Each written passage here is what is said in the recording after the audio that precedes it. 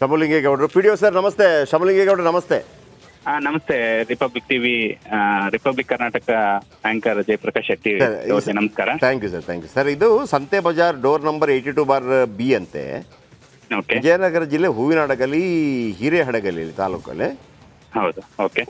ಬಹುಶಃ ನಿಮ್ಗೆ ಗೊತ್ತಿದೆ ಅಂತ ಅನ್ಕೊಂಡಿದ್ದೀನಿ. ಹೌದು ಸರ್, ಈ ಸೊತ್ತು ನೀಡಿಲ್ಲ ಅಂತ ವೃದ್ಧೆ ಪಾರ್ವತಮ್ಮ ಅಜ್ಜಿ ಬಳಿ ಎಲ್ಲ ದಾಖಲೆ ಇದೆಯಂತೆ ಪಾಪ. ಗ್ರಾಮ ಪಂಚಾಯತ್ ನಿಮ್ಗೆ ಗೊತ್ತಿರಬಹುದಾಗಿದ್ರೆ ಏನು ಸಮಸ್ಯೆ ಸರ್ ಅದು? ಆಕ್ಚುಲಿ ಈಗ ಆ ವಿಷಯಕ್ಕೆ ಬರೋಕ್ಕಿಂತ ಮುಂಚೆ ಈಗ ಏನಾಗಿದೆ, ಸಡನ್ ಆಗಿ ನಿಮ್ಮ ಕಡೆಯಿಂದ ಒಬ್ರು ರಿಪೋರ್ಟರ್ ನನಗೆ ಈಗ ಫೋನ್ ಮಾಡಿ ಈ ತರ ಒಂದು ವಿಷಯದ ಬಗ್ಗೆ ನಾವು ನೀವು ಪ್ರಸ್ತಾಪ ಮಾಡ್ಬೇಕಾಗಿದೆ ಅಂತಲ್ಲ. ಕರೆಕ್ಟ್ ಹೇಳಿದ್ರು. ಆಕ್ಚುಲಿ ನನಗೆ 2 ಗ್ರಾಮ ಪಂಚಾಯತಿ ಚಾರ್ಜ್ ಇದೆ. ಸೊ ಇವತ್ತು ನಾನು ದೇವಗೊಂಡನಹಳ್ಳಿ ಗ್ರಾಮ ಪಂಚಾಯತಿ ಅಂತ ಹೇಳಿ ಹಡಗಲಿ ತಾಲೂಕು, ಅಲ್ಲಿ ನಾನು ಇದ್ದೀನಿ. ಇವಾಗ ನಾಳೆ ಒಂದು ದಿನ ಇಲ್ಲಿ, ಒಂದು ದಿನ ಹಿರೇಹಡಗಲಿ ಗ್ರಾಮ ಪಂಚಾಯತಿಯಲ್ಲಿ ಈ ರೀತಿಯಾಗಿ ಮ್ಯಾನೇಜ್ ಮಾಡ್ಕೊತ ಹೋಗ್ತಾ ಇದ್ದೀನಿ. ಈಗ ಅವರು ನನಗೆ ನಿಮ್ಗೆ ಕನೆಕ್ಟ್ ಮಾಡಕ್ಕಿಂತ ಮುಂಚೆ ನಾನು ಅವ್ರಿಗೆ ಹೇಳಿದೆ, ನಾಳೆ ನಿಮ್ಗೆ ಸಂಪೂರ್ಣ ಯಾಕಂದ್ರೆ ನಾನು ಅಪ್ಲಿಕೇಶನ್ ಹಿಡ್ಕೊಂಡು ಸಂಪೂರ್ಣ ಮಾಹಿತಿ ಕೊಡ್ಬೇಕಾಗತ್ತೆ. ಹಾಗಾಗಿ ನಾನು ನಾಳೆ ಆ ಪಂಚಾಯತಿ ಹೋಗ್ತೀನಿ, ನಾಳೆ ಮಾಡಕ್ ಆಗುತ್ತಾ ನೋಡಿ ಅಂತ ಕೇಳಿದೆ ನಾನು. ಬಟ್ ಇಲ್ಲ, ಈಗ ಒಂದ್ ಮಾಹಿತಿ ನಿಮ್ಗೆ ಸಂಕ್ಷಿಪ್ತವಾಗಿ ಏನಾಗುತ್ತೆ ಅದನ್ನ ಹೇಳಿ ಅಂತಂದೇಳಿ ನಿಮಗೆ ಕನೆಕ್ಟ್ ಮಾಡಿದ್ರು ಅವರು. ಸೂಪರ್.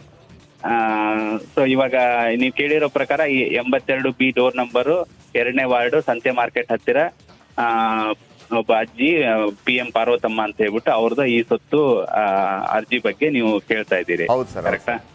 ಸರಿ, ಕೇಳಿ ಸರ್. ನಾನು ಯಾಕಂದ್ರೆ ಸಂಪೂರ್ಣ ಮಾಹಿತಿ ಪರವಾಗಿಲ್ಲ ಶಂಭುಲಿಂಗೇಗೌಡ್ರೆ. ಹೇಳಿ. ನೀವು ಇವತ್ತು ಬೇರೆ ಕಡೆ ಇದ್ದೀರಲ್ವಾ? ಅಂದ್ರೆ ಇನ್ನೊಂದು ಪಂಚಾಯತಿ ಚಾರ್ಜ್ ತೊಂದರೆ ಇಲ್ಲ. ನೀವು ನಾಳೆ ಅಲ್ಲಿಗೆ ಹೋಗೋದಿದ್ರು ಹೋಗಿ, ಅದಾದ ಎಲ್ಲ ಮಾಹಿತಿ ಕಲೆ ಹಾಕಿ ಕೊಡಿ. ನಾವೇನು ಹರಿಬರಿ ಇದೇನು ಇದು ಪರೀಕ್ಷೆ ಬರೀತಾ ಇರೋದಲ್ಲ. ನೀವು ಆ ಆಸಕ್ತಿ ತೋರಿಸಿದ್ದೆ ನಮ್ಗೆ ಗ್ರೇಟ್ ಅನಿಸ್ತು. ಇಲ್ಲ, ಆತರ ಏನಿಲ್ಲ. ಸಾರ್ವಜನಿಕ ವಿಷಯವಾಗಿ ಯಾವುದೇ ಏನಿದ್ರು ಕೂಡ ಕೆಲವರು ಇರ್ತಾರೆ, ನಿಮ್ಮಂತವ್ರು ಇರ್ತಾರೆ, ಇಲ್ಲ ಅಂತ ನಮಗೆ ಆಗ ನಮಗೂ ಅನಿಸುತ್ತೆ. ಸರಿ, ಈಗ ನಮ್ಮ ಉದ್ದೇಶ ಆದ್ರೇನು, ನಾವು ಮೀಡಿಯಾದಲ್ಲಿ ಮಾಡ್ತಿರೋದೇನು, ಯಾರಿಗಾದ್ರೂ ಒಂದು ಹೆಲ್ಪ್ ಆಗುತ್ತೆ ಅಂತ ಹೇಳುವಾಗ ಅದನ್ನ ಮಾಡದೇ ಇದ್ದಾಗ, ಮಾಡುವವರನ್ನ ಕೇಳಿದಾಗ ಅನೇಕರಿದ್ದಾರೆ. 6,000 ಗ್ರಾಮ ಪಂಚಾಯತಿಯಲ್ಲಿ ಒಂದು 4,500 5,000 PDOಗಳು ಕೂಡ ಅದ್ಭುತವಾಗಿ ಕೆಲಸ ಮಾಡಿ. ನಾನು ಕೆಲವು ಮಡಿಕೇರಿಯಲ್ಲಿ ಕೆಲವು ಸ್ಟೋರಿ ಮಾಡಿದ್ದೀನಿ. PDO ಆಗಿದ್ದವರು ಗಾರ್ಡನ್ನೇ ರೆಡಿ ಮಾಡಿಬಿಟ್ಟಿದ್ದಾರೆ, ಮುಂದ್ಗಡೆ ಗಾರ್ಡನ್. ನಾವು ಕೂಡ ಆ ತರದ ವಿಷಯಗಳು ನೋಡಿದಾಗ ನಮ್ಗೊಂದು ಇನ್ಸ್ಪಿರೇಷನ್ ಆಗುತ್ತೆ. ಖಂಡಿತ. ನಾವು ನಮ್ ಕೈಲಾದಷ್ಟು ಏನ್ ಮಾಡ್ಬೋದು ಅನ್ನೋದು ನಾವಂತವೆಲ್ಲ ನೋಡ್ಕೊಂಡಾಗ ಕೆಲವೊಂದು ಮಡಿಕೇರಿ ಕಡೆ ಒಂದು ಗ್ರಾಮ ಪಂಚಾಯತಿ ಅಲ್ಲಿ ಕೂಡ ನೋಡಿದೀವಿ ಈ ತರದ್ವು. ಬೇರೆ ನಾವು ಯಾಕಂದ್ರೆ ಇದೇ ಇದರಲ್ಲಿ ಇರೋದ್ರಿಂದ ಹಲವಾರು ಈ ತರದ್ದು ಎಲ್ಲ ನೋಡಿದೀವಿ. ನಮ್ ಪ್ರಯತ್ನ ನಾವು ಮಾಡ್ತಾ ಇದೀವಿ.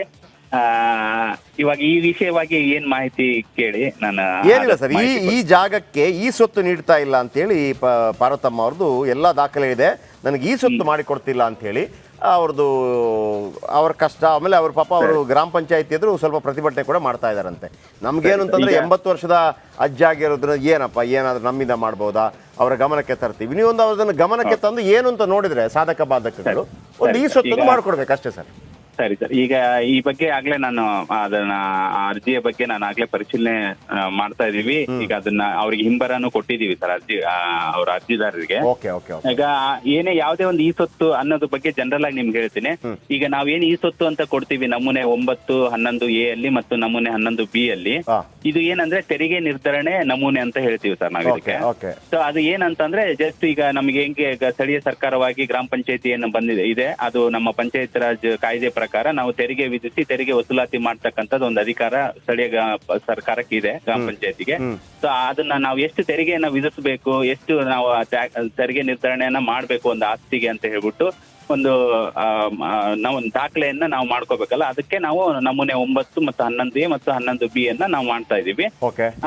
ಸೊ ಆ ಪ್ರಕಾರವಾಗಿ ಅದು ತೆರಿಗೆ ನಿರ್ಧರಣೆ ಮತ್ತು ಅವರಿಗೆ ಒಂದು ಬೇಡಿಕೆ ಮತ್ತೆ DCP ಅಂತ ಏನ್ ಹೇಳ್ತೀವಿ, ಬೇಡಿಕೆ ವಹಿ ಅಂತ ಹೇಳಿ, ಚಾಲ್ತಿ ಬೇಡಿಕೆ ಎಷ್ಟು, ಅವರು ಇವಾಗ ಅವರು ವಸೂಲಾತಿ ಆಗಿರೋದೆಷ್ಟು ಮತ್ತೆ ಬಾಕಿ ಎಷ್ಟು ಅಂತ ಹೇಳ್ಬಿಟ್ಟು ಒಂದ್ ನಮೂನೆ. ಸೊ ಇವೆರಡು ನಮೂನೆ ಸೇರಿ ಈ ಸೊತ್ತು ಬರುತ್ತೆ. ಸೊ ಹಾಗಾಗಿ ಈ ಸೊತ್ತು ಮಾಡ್ಲಿಕ್ಕೆ ಮುಖ್ಯವಾಗಿ ನಮಗೇನಂದ್ರೆ ಯಾರು ಆಸ್ತಿಯ ಮಾಲೀಕರು ಅಂತ ಹೇಳ್ತಾರೋ ಅವರ ಹೆಸರಿಗೆ ಏನು ಆ ಆಸ್ತಿ ಇದೆ ಅನ್ನೋದಕ್ಕೆ ದಾಖಲೆಗಳನ್ನ ಕೊಟ್ಟಿರ್ತಾರೆ.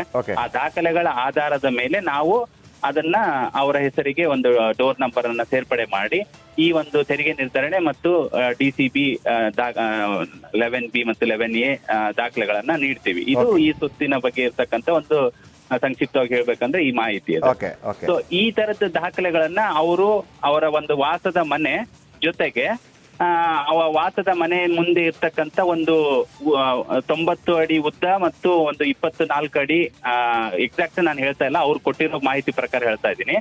90 ಅಡಿ ಉದ್ದ 24 ಅಡಿ ಅಗಲ ಇರ್ತಕ್ಕಂತ ಒಂದು ಮುಂದೆ ಮನೆ ವಾಸದ ಮನೆ ಮುಂದೆ ಇರ್ತಕ್ಕಂತ ಖಾಲಿ ಜಾಗದ ಸಮೇತ ನಮಗೆ ನಮ್ಮ ಒಂದು 82B ಡೋರ್ ನಂಬರ್ಗೆ ಆ ಅಳತೆಯನ್ನ ನಮೂದಿಸಿ ನಮಗೆ ಈ ಸ್ವತ್ತನ್ನ ಕೊಡಿ ಅಂತ ಹೇಳ್ಬಿಟ್ಟು ಒಂದು ಅರ್ಜಿಯನ್ನು ಸಲ್ಲಿಸಿದಾರೆ ಸರ್ ಈಗ ಅವರು.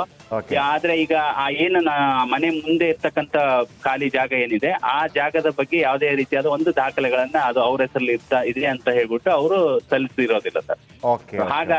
ಹಾಗಾಗಿ ಅದನ್ನೇ ನಾವು ಹಿಂಬರವನ್ನ ಕೊಟ್ಟು ಈ ರೀತಿ ನೀವು ಈ ಜಾಗವನ್ನ ನೀವು ನಿಮ್ಮ ಹೆಸರಿಗೆ ಇದೆ ಅಂತ ಹೇಳ್ಬಿಟ್ಟು ದಾಖಲೆಗಳನ್ನ ಕೊಟ್ರೆ ಅದನ್ನ ಸೇರಿ ನಾವು ಈ ಸ್ವತ್ತು ಮಾಡ್ತೀವಿ. ಇಲ್ಲಾಂದ್ರೆ ನೀವೇನೀಗ ಅನುಭೋಗದಲ್ಲಿದ್ದೀರಿ, ವಾಸದ ಮನೆ ಈಗ ಬಹಳಷ್ಟು ವರ್ಷಗಳಿಂದ ನಿಮ್ಮ ಹಿಂದಿನ ಪೀಳಿಗೆಯವರಿಂದ ಪಿತ್ರಾರ್ಜಿತವಾಗಿ ನೀವೇನು ವಾಸ ಇದ್ದೀರಿ ಆ ಮನೆಯ ಅಳತೆ ಏನಿದೆ ಆ ಅಳತೆ ಪ್ರಕಾರ ನಾವು ನಮೂದಿಸಿ ಆ ಅಳತೆಗೆ ತಕ್ಕ ಹಾಗೆ ತೆರಿಗೆ ನಿರ್ಧರಣೆಯನ್ನ ನಾವು ಮಾಡಿ ನಿಮಗೆ ನಮ್ಮನೆ 9 ಮತ್ತು 11ಗೆ ಕೊಡ್ತೀವಿ ಅಂತ ಹೇಳ್ಬಿಟ್ಟು ಈಗಾಗಲೇ ಹಿಂಬರವನ್ನ ಕೊಟ್ಟಿದ್ದೀವಿ ಸರ್ ನಾವೀಗ. ಇಷ್ಟು ಮಾಹಿತಿ ಇದೆ ಸರ್ ಇದ್ರ ಬಗ್ಗೆ. ಸರಿ ಅದೊಮ್ಮೆ ನೋಡಿ. ಆಮೇಲೆ ಯಾವುದು ಕೂಡ ನಾವು ಕಾನೂನು ವಿರುದ್ಧವಾಗಿ ಅಥವಾ ವಿಪರೀತವಾಗಿ ಅಂತ ಅಲ್ಲ, ಒಮ್ಮೊಮ್ಮೆ ಇರುತ್ತಲ್ಲ ಓಕೆ ಇದೆಲ್ಲ ಈಗ ವಕ್ಫ್ ಬಂದಾಗಲೂ ಒಂದು ಅದಕ್ಕೆ ಅವಕಾಶ ಇದೆ, ಯಾಕಂದರೆ 70 ವರ್ಷಗಳಿಂದ ಅಲ್ಲಿ ಇದ್ದಾರೆ ಅಂತ ದಾಖಲೆಗಳಿದ್ರೆ ಅದು ಕೊಡ್ಬೋದು, ಈ ಥರ ಇರ್ತಲ್ಲ. ದಯವಿಟ್ಟು ಒಂದು ನೋಡಿ ಸರ್. ಬಟ್ ನೀವು ನಿರರ್ಗಳವಾಗಿ ಇದರ ಬಗ್ಗೆ ಹೇಳಿದಾಗ ಅನೇಕರಿಗೆ ಈ ಸುತ್ತು ಬಗ್ಗೆ ಕೂಡ ಕೆಲವು ಮಾಹಿತಿಗಳನ್ನು ಕೊಟ್ಟು ಶಮಲಿಗೇಗೌಡ್ರೆ ಥ್ಯಾಂಕ್ ಯು ವೆರಿ ಮಚ್. ನಿಮ್ಮಿಂದ ಈ ಕೆಲಸ ಆಗಬಹುದು, ಆ ತಾಯಿಗೆ ಒಂದು ಸಿಗಬೇಕಾದಂತಹ ನ್ಯಾಯ ಸಿಗುತ್ತೆ ಅನ್ನೋಂಥ ವಿಶ್ವಾಸ. Thank you very much sir. ನೋಡಿ ಎಷ್ಟು ಚೆನ್ನಾಗಿ ಮಾತಾಡೋದು ಶಮಲಿಗೇಗೌಡ. ನಾವು ಈ ತಾಯಿಯ ಒಂದು ಸ್ಟೋರಿ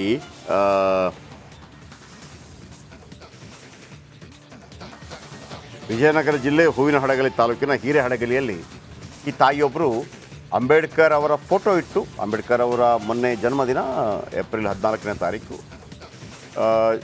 ಫೋಟೋ ಇಟ್ಟು ಅಲ್ಲಿ ಪ್ರತಿಭಟನೆ ಮಾಡ್ತಾರೆ. ಈ ಸ್ವತ್ತು ಮಾಡಿಕೊಡಿ ಅಂತೇಳಿ ನಾವು ಸಂಬಂಧಪಟ್ಟ ಪಿ ಡಿ ಅವರ ಗಮನಕ್ಕೆ ಅದನ್ನು ತಂದಿದ್ದೀವಿ. ಶೀಘ್ರವೇ ಅಜ್ಜಿಗೆ ಈ ಸ್ವತ್ತು ಮಾಡಿ ಕೊಡ್ತೇವೆ ಅಂತ ಹೇಳಿದ್ದಾರೆ. ಆಮೇಲೆ ಅದರ ಸಾಧಕ ಬಾಧಕಗಳ ಬಗ್ಗೆ ಕೂಡ ಹೇಳಿದ್ದಾರೆ. ನಾವು ಕಾನೂನನ್ನು ಮೀರಿ ಹೋಗಿ ಅಂತ ಹೇಳ್ತಾ ಇಲ್ಲ, ಆದರೆ ಒಂದು ಕಾನೂನು ಅಂತಿರುತ್ತೆ. ಹೆಂಗೆ ಅಂತಂದರೆ ಮಹಾತ್ಮ ಗಾಂಧಿ ಒಂದು ಮಾತನ್ನು ಹೇಳಿದ್ರಂತೆ, ಒಂದು ವೇಳೆ ಕಾನೂನಿನಲ್ಲಿ ಶ್ರೀಮಂತ ಮತ್ತು ಬಡವ, ಅತೀ ಬಡವ ಒಬ್ಬ ಶ್ರೀಮಂತ, ಕಾನೂನು ಪ್ರಕಾರ ಹೋದರೆ ಬಡವನಿಗೆ ನ್ಯಾಯ ಸಿಗ್ತಾ ಇಲ್ಲ, ಶ್ರೀಮಂತಂದೇ ಎಲ್ಲ ಸರಿ ಇದೆ, ಶ್ರೀಮಂತನಿಗೆ ಸಿಗಬೇಕು ನ್ಯಾಯ ಅಂತಿರುತ್ತೆ. ಆದರೂ ಒಂದು ಮಾನವೀಯತೆ ದೃಷ್ಟಿಯಿಂದ ಇಲ್ಲಪ್ಪ ನಿನಗೆ ಬೇಕಾದಷ್ಟಿದೆ, ಇವನಿಗೇನಾದರೂ ಒಂದು ಮಾಡಿಕೊಡು ಅನ್ನುವಂಥ ಮನೋಭಾವ ಬರಬೇಕು ಅಂತ. ನಮಗೆ ಗೊತ್ತಿರ್ಬೋದು ಸಮ್ಟೈಮ್ಸ್ ಅದು ಅಲ್ಲಿಗೆ ಹೋಗ್ತಾರಪ್ಪ ಇಲ್ಲಿಗೆ ಹೋಗ್ತಾರಪ್ಪ ಅಂತ ಇರುವಾಗ 80 ವರ್ಷದ ಅಜ್ಜಿ ಅವ್ರ ಮಗ ಇಲ್ಲಮ್ಮ ನೀವು ಒಂದು ಮಾಡ್ಕೊಳ್ಳಿ ಅಂತ ಒಂದು ಇರುತ್ತಲ್ವ. ಈಗ 70 ವರ್ಷದವರೆಗೆ 80 ವರ್ಷದವರೆಗೆ ಈ ತಂಬು ಇಂಪ್ರೆಷನ್ ಬಂದಿಲ್ಲ ಅಂದರೆ ಅದಕ್ಕೆ ಬೇರೆ ಏನಾದರೂ ವ್ಯವಸ್ಥೆ ಮಾಡಿ ಅಂತ ನಾವು ಹೇಳಿದ್ವಲ್ವ. ಕೆಲವರು ಬರೋದಿಲ್ಲ ಪಾಪ, ಕೆಲಸ ಮಾಡಿ ಸೌದೋಗಿರ್ತದೆ. ಅಕ್ಕಿಗೆ ಬೇಕಾಗಿ ತಂಬು ಇಂಪ್ರೆಷನ್ ಇಲ್ಲ ಹೋಗಿ ಅಂತ ಹೇಳೋಕ್ಕಾಗತ್ತಾ? ಅವರ 70-80 ವರ್ಷ ಈ ಭೂಮಿಯಲ್ಲಿ ಈ ನಮ್ಮ ನಾಡಿನಲ್ಲಿ ಬದುಕಿದ್ದಕ್ಕೆ ಒಂದು ಮರ್ಯಾದೆ ಇಲ್ವಾ, ಗೌರವ ಇಲ್ವಾ? ಅದೇ ಥರ 80 ವರ್ಷದ ಅಜ್ಜಿ ಇದ್ದಾರೆ, ಹೆಚ್ಚು ಕಡಿಮೆ ಇದ್ದರೆ ಅಲ್ಲೇ ನೀ ಎಂದು ಹೋಗ್ಬಿಟ್ಟೆ ಮಾಡ್ರಪ್ಪ. ಈಗ ನಮಗೊಮ್ಮಿರುತ್ತೆ ನಾನೇನು ರೀ ಅವನಿಗೆ ಹೈರಾರ್ಕಿ ಅವನಿಗೇನು ಫೋನ್ ಮಾಡಿ ಕೇಳೋದು, ಏನು ತಪ್ಪಿಲ್ಲ ಸರ್, ಇದನ್ನು ಮಾಡಿಕೊಡಿ ಸರ್, ನಾನು ಹಿಂಗೆ ಮಾತಾಡ್ತಾ ಇದ್ದೀನಿ, ಏನು ತಪ್ಪಿದೆ, ಅದನ್ನು ಮಾಡಿಕೊಡಿ ಅಂತ ಕೇಳ್ತಾ ಇದ್ದೀನಿ. ಆಗತ್ತೆ ಅನ್ನೋಂಥ ವಿಶ್ವಾಸ ನಮಗಿದೆ. ಇದು ಇವತ್ತಿನ ಸೂಪರ್ 3. ನಾಳೆ ಮತ್ತೆ ಸಿಗೋಣ. ನಮಸ್ಕಾರ.